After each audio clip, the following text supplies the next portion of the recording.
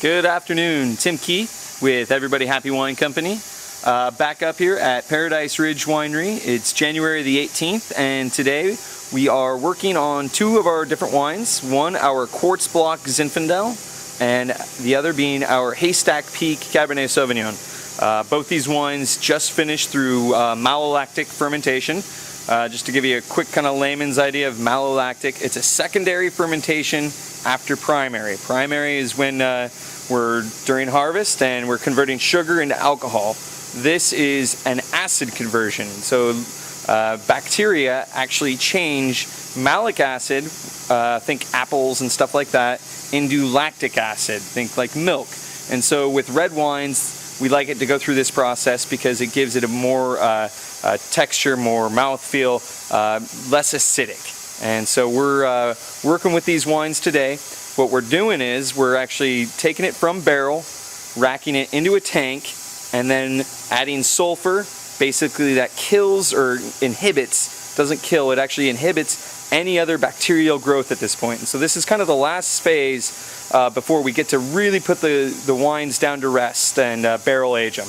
And I'll give you a couple little shots of how I like to do it because it's a little bit different than maybe some other people. So here we see our barrels. On the left side is our Cabernet, on the right side is our Zinfandel. Right now I'm working on the Cab, and kind of give you a little bit of an idea.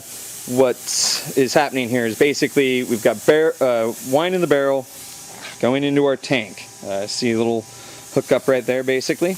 And what some people do with this process is they like to get it off the lees. What lees are is basically all the dead yeast cells, all the kind of extra skins and stuff that have kind of made it through the process. I don't like to do that. I keep the wine on those lees as long as possible. What people worry about is that these lees can create what are called reductive aromas.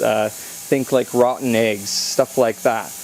But the converse of that is a lot of that stuff is good in nutrients and proteins, manoproteins is what we call them, and those are also great for mouthfeel. So I like to keep it on that stuff as long as possible, and so if it isn't smelling funky, you don't have to worry about it. And so what I'll do is literally, we've got it's over there, a little stainless steel guy, that's a stir rod, and I'll go into the barrel with that stir rod, shake up the barrel so all those lees are mixed up, and then rack into our tank here, and so it all ends up going back, and then it all ends up going back into the barrel. And I'll give you a shot of it going into the tank here in a second because it's nice. So here's the racking portion of this. So the wine from the barrel, I'm actually putting it into this tank, and so I'm combining all of our Cabernet barrels. We're not all of them, just some kind of barrel select. I'm really being kind of pick and choosy at this point, and I'm really letting it stir and mix up. And so you see it get nice and foamy,